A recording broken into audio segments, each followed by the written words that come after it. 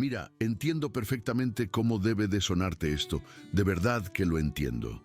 Una mujer hereda una propiedad y de repente empieza a hablar de que Pie Grande vive en el bosque.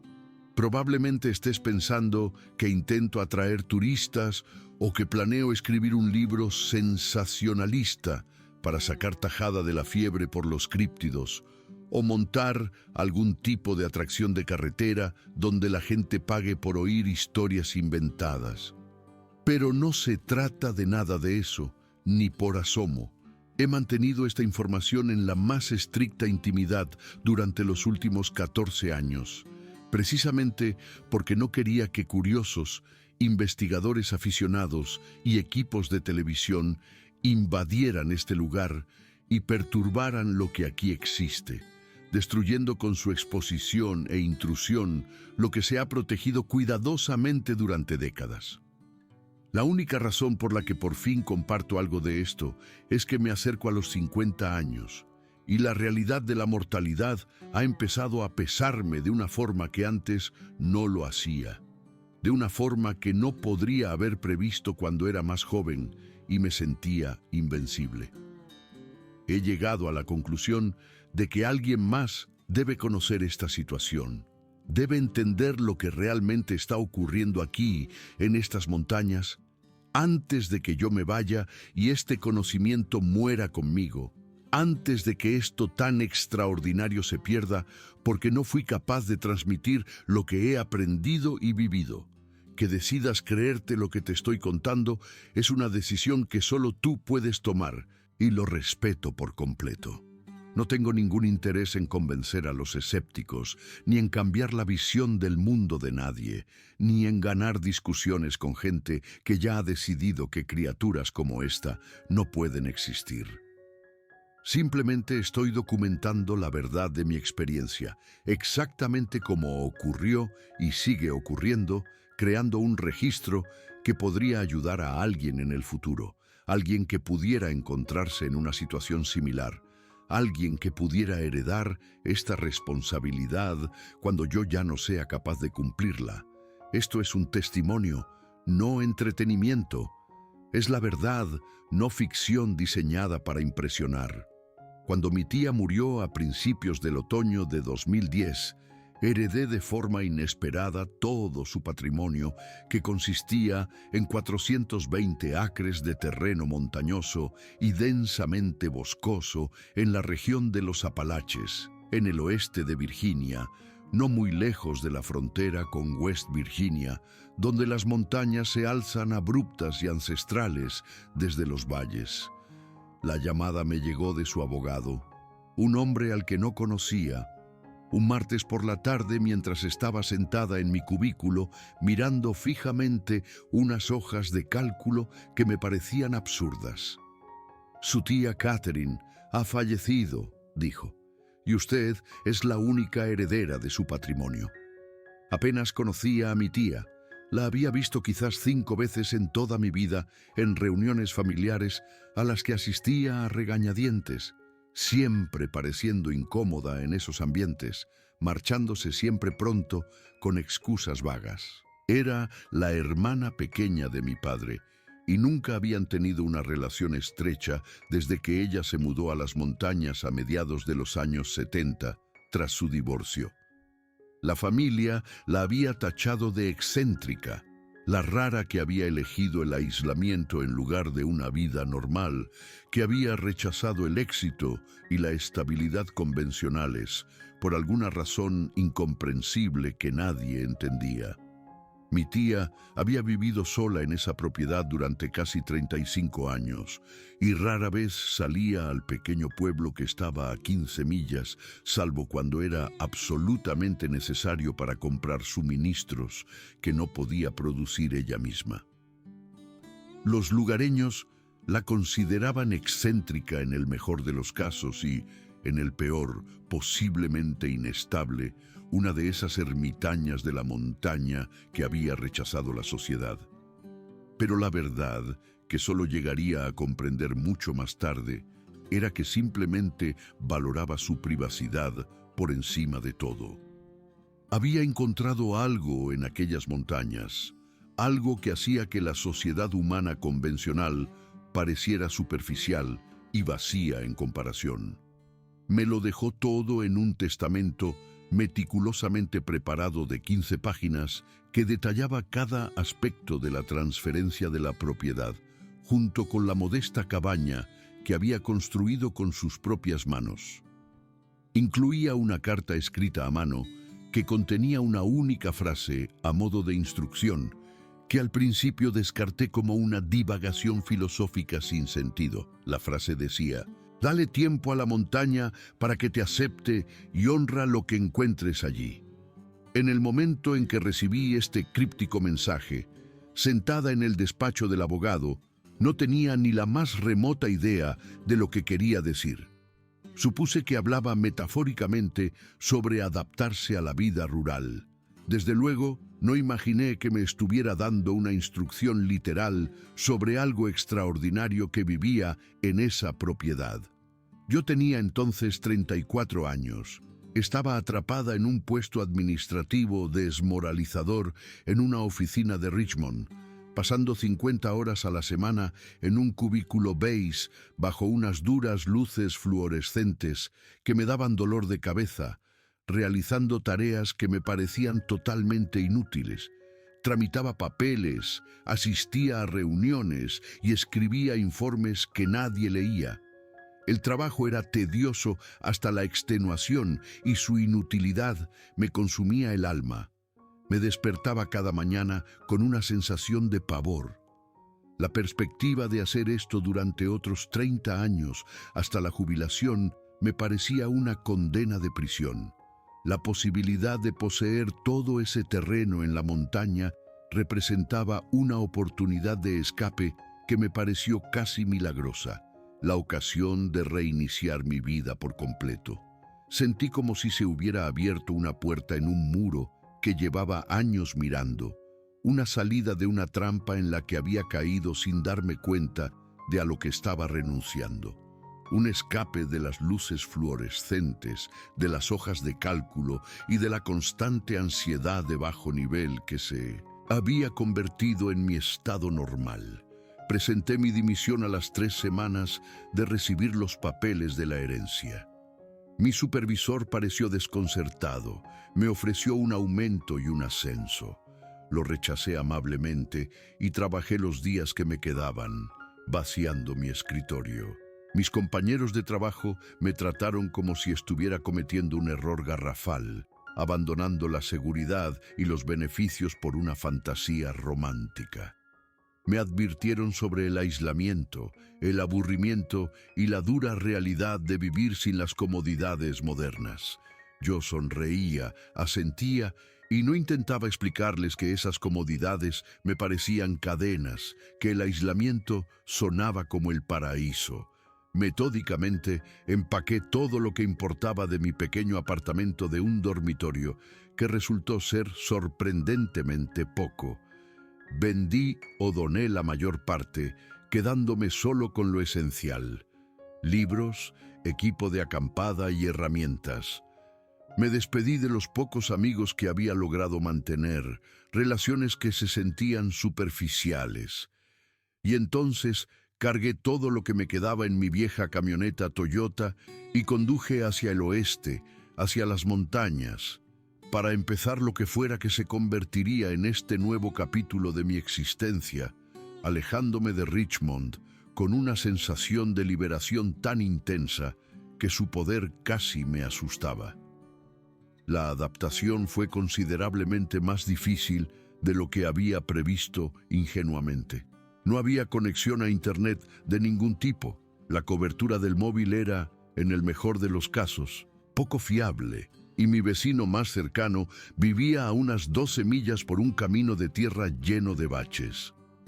Pero descubrí que apreciaba el profundo silencio de una forma que no esperaba. La cabaña que mi tía había construido era pequeña, pero estaba increíblemente bien hecha. Tenía un dormitorio con una ventana orientada al este para recibir la luz de la mañana, una zona de cocina equipada con una estufa de leña y un pequeño fregadero conectado a una bomba manual que extraía agua de un manantial. El salón se centraba en torno a una chimenea de piedra que ella misma había construido con rocas recogidas de la propiedad. La artesanía era evidente en la perfección con que encajaban las piedras. Un porche cubierto ofrecía vistas panorámicas de las cordilleras boscosas que se extendían en todas direcciones. Lo había construido todo con madera de sus propias tierras, cortando y fresando los tablones ella misma con maquinaria que aún estaba en un pequeño cobertizo. Las paredes interiores estaban forradas de estanterías, con cientos de libros y numerosos diarios llenos de sus observaciones manuscritas sobre patrones climáticos, comportamiento animal y fenología de las plantas. Pasé horas leyendo esos diarios, aprendiendo de sus detallados registros. No había televisión, ni ordenador, ni conexión al flujo constante de información digital. Solo el bosque, las montañas, el arroyo y un silencio tan completo que al principio resultaba opresivo, hasta que aprendí a escuchar los sutiles sonidos que lo llenaban. Estaba lleno del viento moviéndose entre los árboles, el canto de los pájaros, el sonido de los insectos y el lejano murmullo del agua corriendo sobre las rocas. Durante mis primeros meses dediqué la mayor parte de mi energía al mantenimiento básico y a explorar el terreno. Pasaba días enteros caminando por el bosque, intentando comprender qué había cautivado a mi tía de una forma tan completa. El bosque estaba dominado por robles maduros, nogales y tuliperos. Abundaban los ciervos de cola blanca. Los pavos salvajes se movían por la propiedad en grandes bandadas. Había osos negros, aunque generalmente evitaban los encuentros directos. La propiedad contenía parajes naturales notables, un arroyo alimentado por un manantial, árboles centenarios, prados de flores silvestres y afloramientos rocosos con espectaculares vistas panorámicas. El cielo nocturno, sin la contaminación lumínica, revelaba la Vía Láctea con un detalle asombroso. Empecé a notar sucesos inusuales hacia el comienzo de mi cuarto mes. Descubría montículos de piedras apiladas cuidadosamente construidos cerca de la orilla del arroyo, a veces 4 o 5 rocas equilibradas de forma imposible una sobre otra.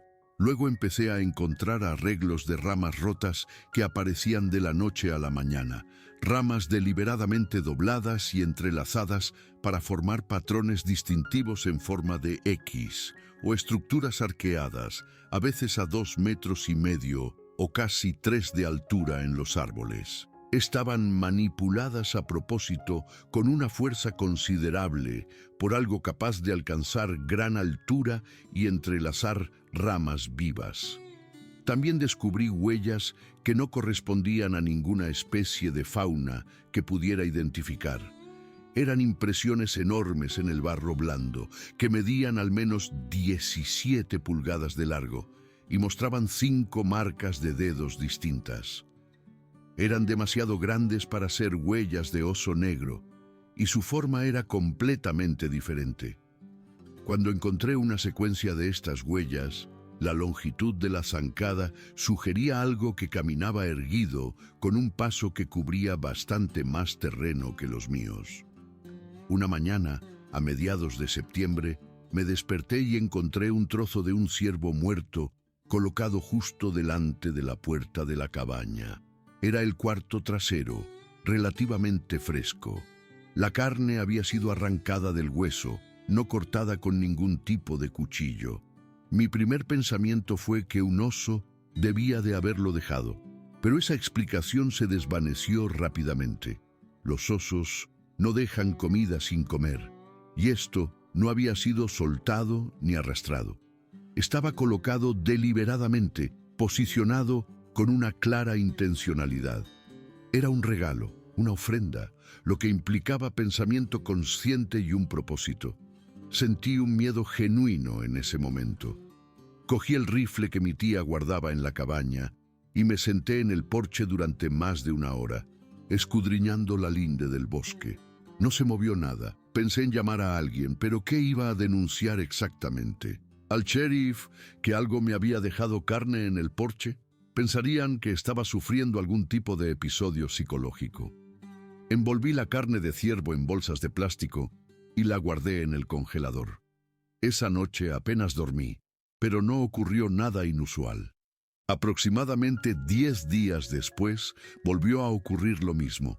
Esta vez, la ofrenda era un conejo, ya despellejado y eviscerado, colocado exactamente en el mismo lugar. Mi miedo había disminuido, reemplazado por una intensa curiosidad. Fuera cual fuese la entidad que dejaba estas ofrendas, claramente no intentaba asustarme. Si su intención fuera hacerme daño, había tenido innumerables oportunidades. En lugar de un comportamiento amenazante, estaba recibiendo comida. Tomé una decisión que me pareció a la vez intuitiva y ligeramente absurda. Iba a corresponder. Seleccioné varias manzanas, caminé hasta el borde del claro y las coloqué cuidadosamente sobre una roca plana. Luego volví a la cabaña y me situé junto a la ventana para observar. No pasó nada durante horas. Finalmente, me di por vencida y me fui a la cama. Cuando salí a la mañana siguiente, las manzanas habían desaparecido. En su lugar había un pulcro arreglo de frutos de paupau silvestres. El corazón se me aceleró. Era una comunicación inequívoca, una prueba de inteligencia e intención, el contrato social del intercambio. Algo en estas montañas se estaba comunicando conscientemente conmigo. Mantuve este patrón de intercambio durante las semanas y meses siguientes. Cada pocos días dejaba algo en esa roca, fruta, frutos secos, pan, y cada vez lo que dejaba era recogido y algo se dejaba en su lugar. Más frutos silvestres, piñas inusuales, un nido de pájaro, una colección de piedras de río lisas. Estos intercambios se convirtieron en un ritual que estructuraba mis días, haciéndome sentir menos aislada. Ya no estaba sola en esta montaña. La noche en que vi a la criatura fue a finales de octubre. Estaba sentada en el porche después de cenar, envuelta en una gruesa manta de lana para protegerme del frío aire otoñal. El bosque estaba en silencio, solo los sonidos habituales de búhos y grillos.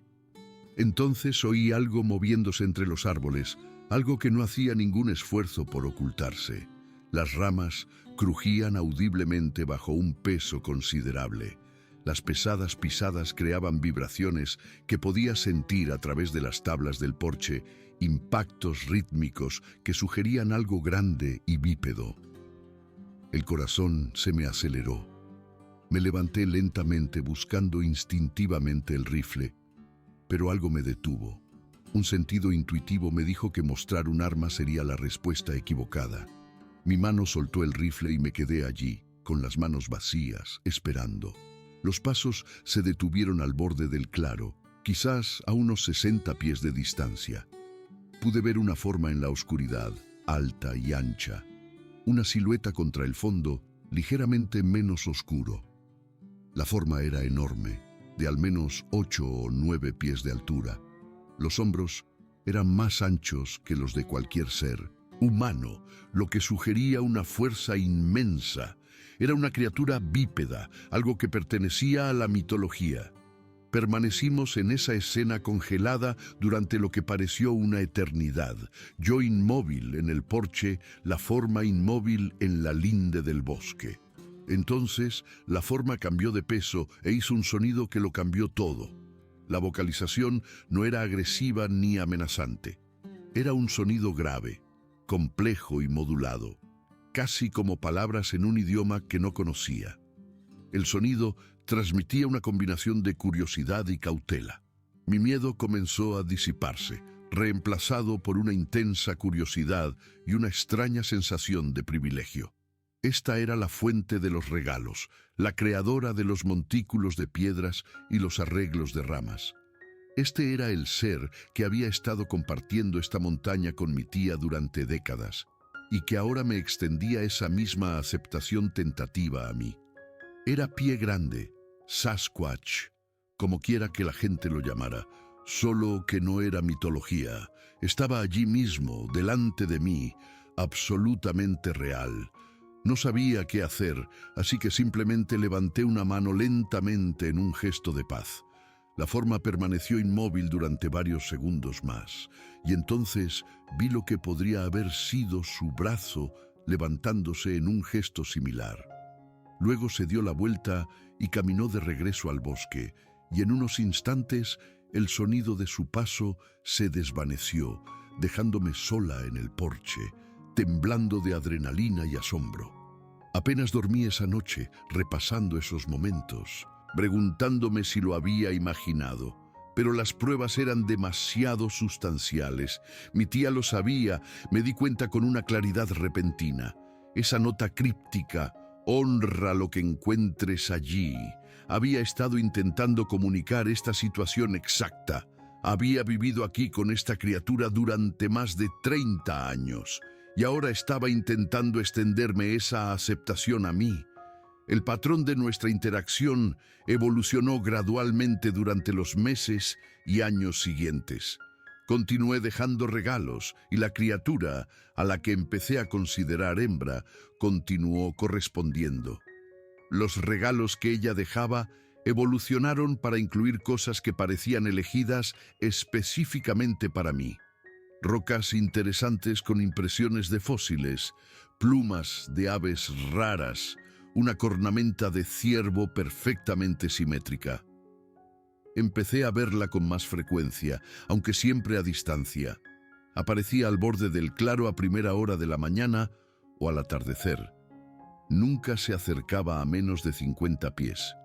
Era enorme, probablemente de 8 pies y medio de altura, cubierta de un pelaje marrón rojizo oscuro. Su rostro, cuando ocasionalmente lo vislumbraba con mejor luz, era a la vez humano y no humano, con un arco superciliar prominente y una nariz ancha y plana, pero con ojos que transmitían una inteligencia y emoción inconfundibles. Un incidente en particular consolidó nuestra relación.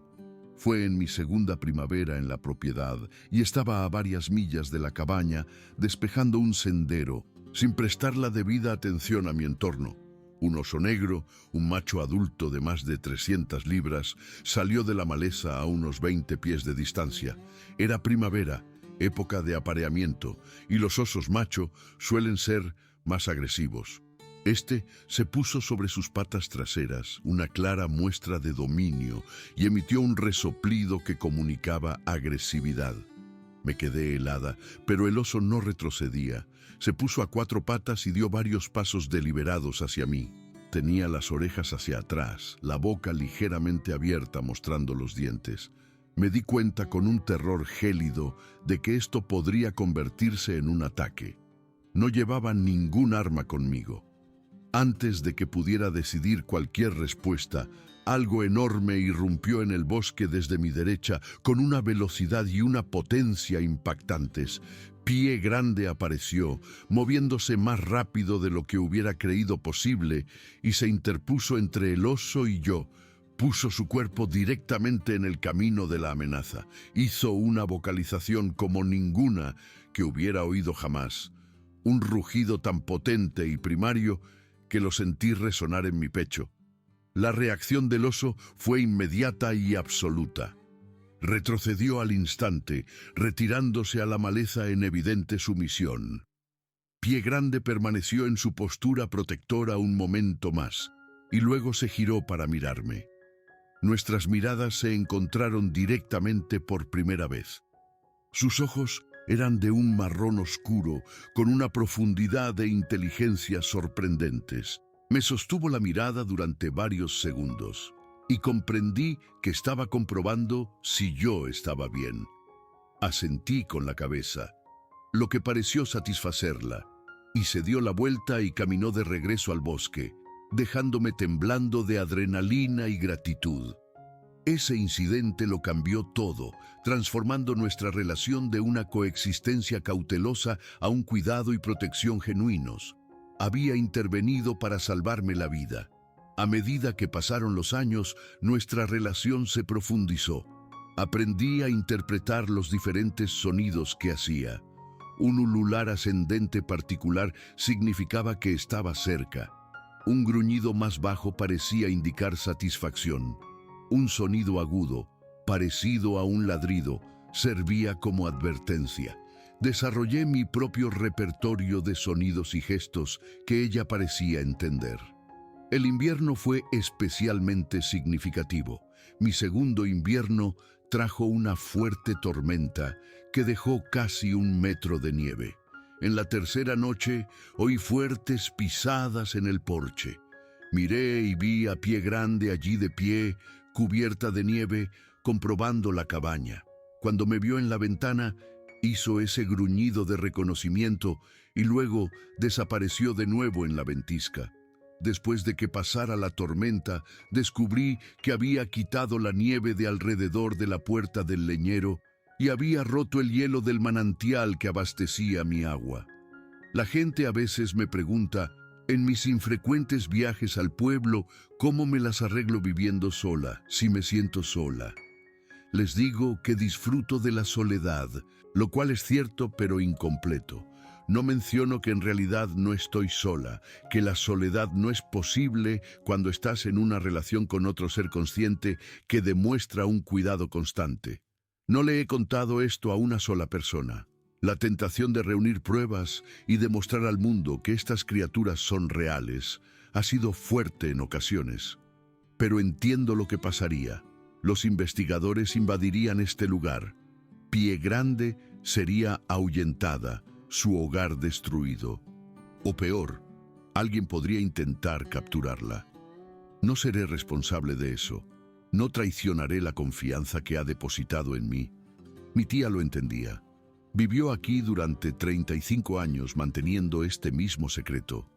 Me pasó esa responsabilidad a mí y he dedicado mi vida a honrar esa confianza. Vi a Pie Grande ayer por la tarde. Apareció al borde del claro justo al atardecer. Tenemos una rutina. Yo me siento en los escalones del porche. Ella se queda en la linde del bosque y pasamos tiempo juntas en un silencio cómodo. Anoche se quedó casi 1 hora. Salió la luna, casi llena, y pude verla con claridad. En un momento dado, hizo ese suave gruñido de satisfacción, y yo le devolví un sonido similar. Finalmente se dio la vuelta y subió la ladera sin prisa. La observé hasta que desapareció. Luego entré, pensando en lo extraordinaria, improbable y valiosa que es toda esta situación. Esta es mi vida ahora y no la cambiaría por nada. Mis días los paso manteniendo la propiedad, cuidando mi huerto, leyendo y caminando por los senderos. Mis tardes las paso a menudo en el porche, a veces sola, a veces en compañía de una criatura que no debería existir, pero que existe. Es una buena vida, una vida con sentido. Creo que mi tía sabía que esto pasaría. Creo que reconoció algo en mí que sugería que podría manejar esta responsabilidad.